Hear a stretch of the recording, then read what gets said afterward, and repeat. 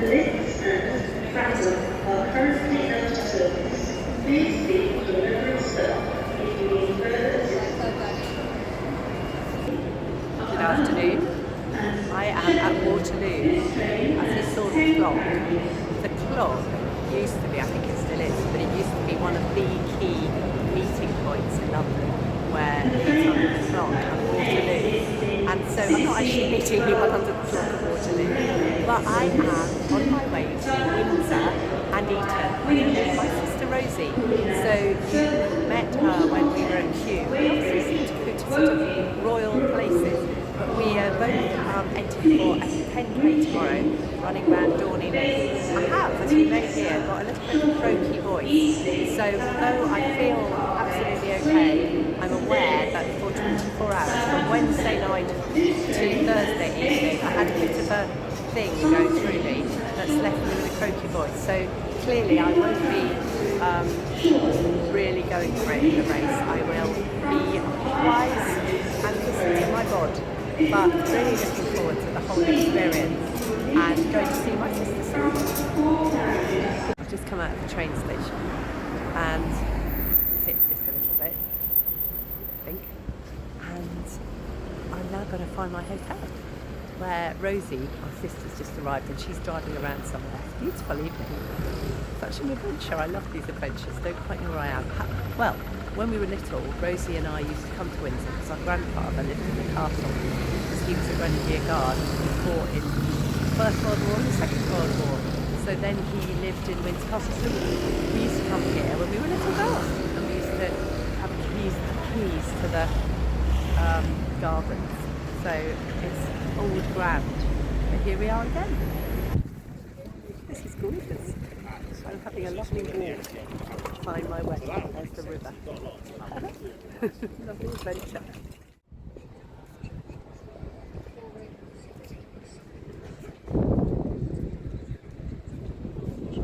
Good evening. We found each other. It's so cool. We arrived at exactly the same time, didn't we? We did. We were walking towards each other. Now we're going for our welcome drink and, yes, Birthday presents for Julia. we've actually come to run a 10k, of course, but the birthdayness and the welcome drinks and this lovely place we've come to. In the sun. We're just on our way to the Windsor 10k, which is going to take place all around Dorney Lake.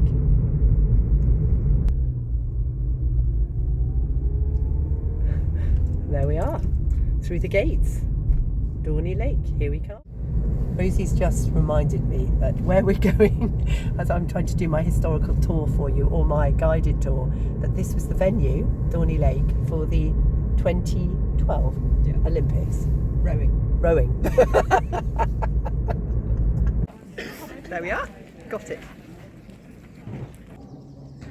So Rosy's just got her number and we are right by Dorney Lake, and can you see behind us, there are the Olympic rings on the bridge. So I have decided not to run. Rosy, as you saw, just got her number, and I woke up this morning and thought, if I were waking up in my bed on Saturday morning, I wouldn't actually go training today because my body doesn't feel quite right. And so it's really, really important, if we're not well, to not run. It's kind of obvious really, isn't it?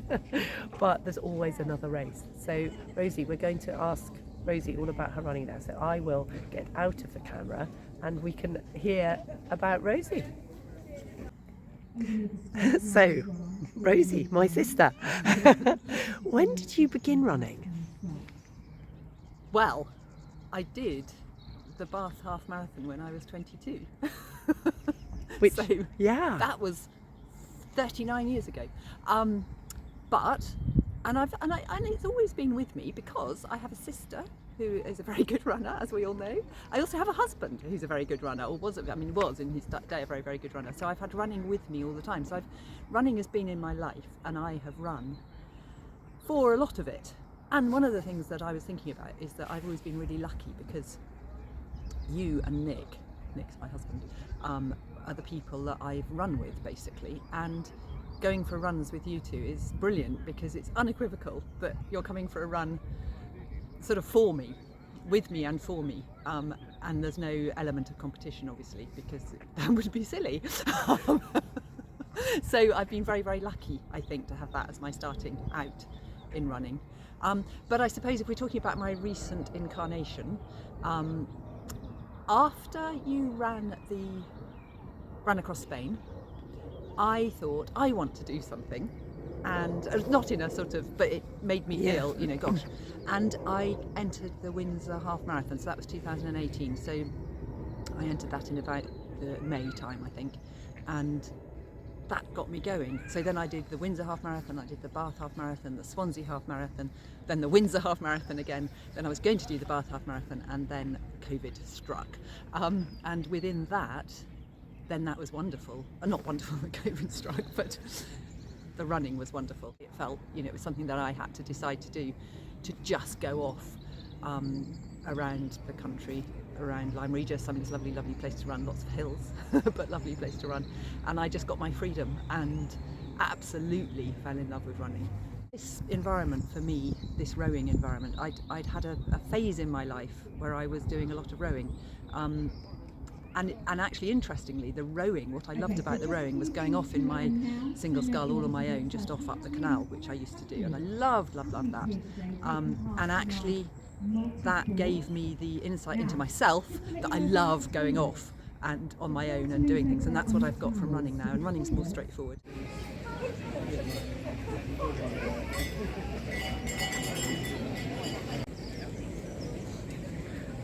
Rosy's warming up.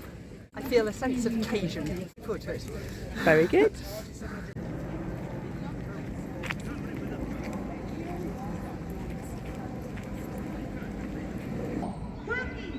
2, 1. Best of luck, everybody. Have an amazing time, Steve. Yes. Off they go.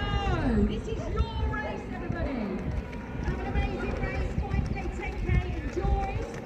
Well done, guys. Keep it up. Yeah. Your followers going on the line. Landing in the high beam. Off they trot.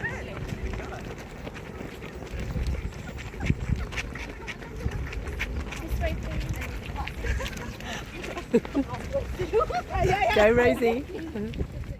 There, Rosy's gone off on her run. It's raining. I'm going to go in and have a coffee. And very glad not to be running. It's very. Oh, I'll stop so I don't wobble you around. Very important to listen to our body, because there's always another race. Obviously, having been running races for 52 years, I'm very aware there's always another race, and that's a really important thing.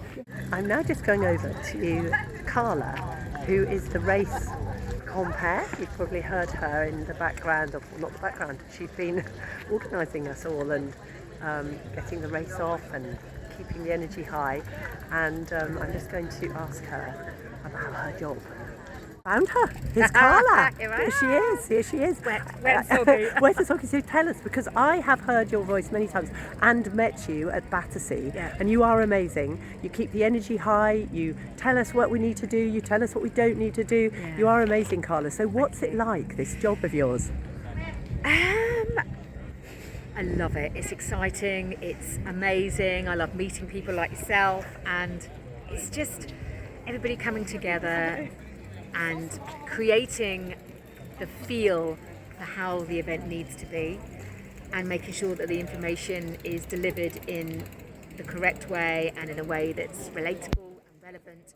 Basically telling people what they need to do, where they need to be, and at what times. It's brilliant. I absolutely love it. I've been live announcing for 12 years and I love it. I really love it. And so you announce, I've obviously met you at running races, because that's where I go, but do you live announce loads of different events? Last year I went to Budapest and was the live announcer for 16,000 people in the audience. Wow. As it's actually called A Voice of God.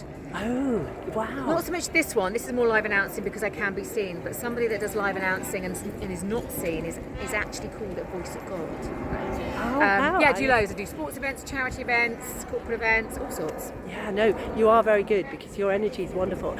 So if you're not feeling it, how do you get your energy up? Say you wake up in the morning and you You've got to go to work, basically. What do you do? Because I have heard you a few times. She's amazing. She's always up, always on it. So what do you do? What's your process? Process. Sometimes I might put some really funky, like energizing, motivating music on. In fact, I do that a lot when I'm driving to the event. Yeah. But if I wasn't feeling it, I would just fake it, like Yeah. because when you, as soon as I get to an event, I'm in that event groove. It's like a switch. I switch on and I switch off. Yeah. But music generally motivates me, and that will get me into that frame of mind. Yeah. I think it's amazing because that is a skill. I recognise it's a skill. It is a skill, and I don't it's not think, for everybody. No, and I don't think people recognise what a skill it is because you're just there. You are the voice of God. Voice of God, the live announcer. This is the turning point of the 10K, and I can see Rosy coming. Brilliant, Rosy. It's great running. Well done. Well done. Very good running. Really, really good. Well done.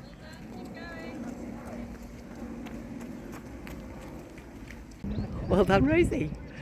I've got my coffee and I'm going back indoors. It's gorgeous though. It's a lovely boathouse. I think it's Eton College's. Yeah, it is. Eton College's rowing place. And as I said, where the Olympics happened, that bridge behind me's got the Olympic rings on. And there's a really nice young man who served me my coffee with his Eton College shirt on. It took me back to the first boy I ever kissed was from Eton.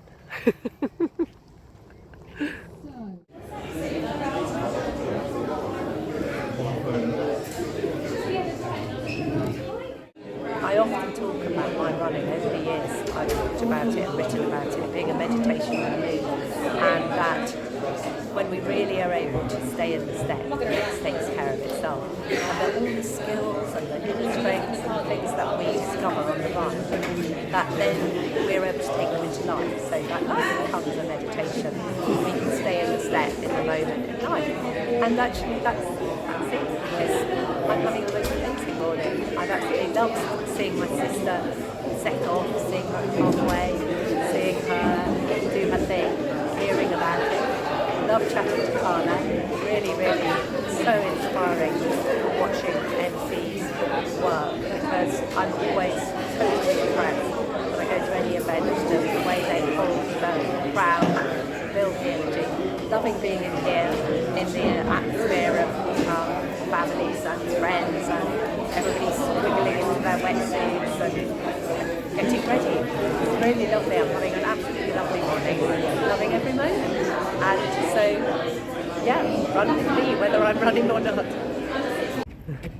Go Rosy! Go Rosy, well done! Well done! Really good. Well done, well done. Well done. Can you talk? Yes. So, how was that? Good. I loved it. I loved it.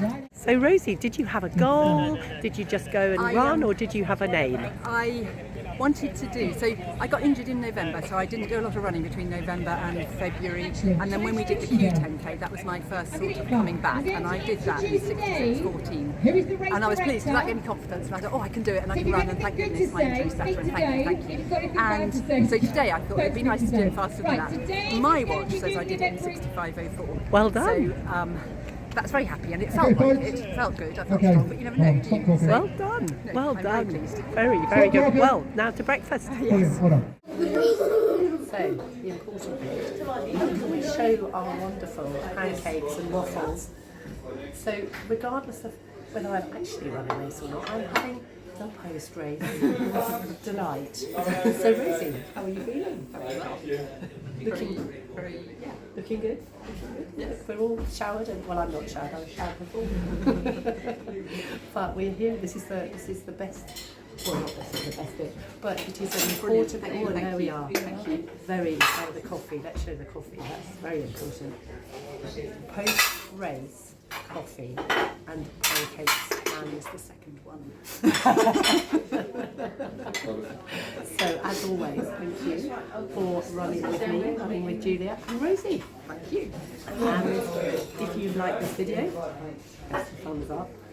If you'd like to be notified when I appear, or we've got lots of races together, please press the bell. And if you haven't subscribed, please do. We're preaching 100 subscribers. Brilliant.